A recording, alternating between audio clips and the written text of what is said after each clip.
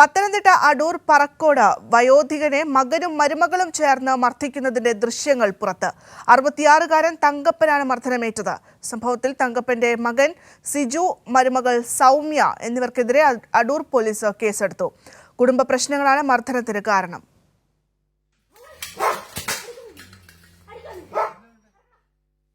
കഴിഞ്ഞ ഞായറാഴ്ച ഉച്ചയ്ക്കാണ് പത്തനംതിട്ട പറക്കോട് സ്വദേശി തങ്കപ്പനെ മകനും മരുമകളും ചേർന്ന് മർദ്ദിച്ചത്.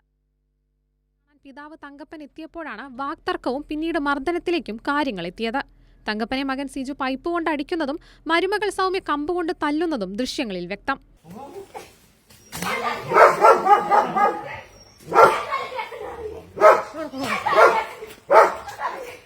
ഏറെ നാളായി നിന്നിരുന്ന കുടുംബ പ്രശ്നങ്ങളാണ് മർദ്ദനത്തിൽ കലാശിച്ചത്. അടൂർ പോലീസ് മകൻ സിജു, മരുമകൾ സൗമ്യ എന്നിവർക്കെതിരെ കേസെടുത്ത് അന്വേഷണം ആരംഭിച്ചിട്ടുണ്ട്. തങ്കപ്പന്റെ പരാതിയുടെ അടിസ്ഥാനത്തിൽ എഫ്ഐആറും രജിസ്റ്റർ ചെയ്തു. വീട്ടിലെത്തിയ തങ്കപ്പനെ മകനും മരുമകളും ചേർന്ന് മർദ്ദിച്ചു എന്നാണ് എഫ്ഐആറിൽ പറയുന്നത്. കൈരളി ന്യൂസ്, പത്തനംതിട്ട.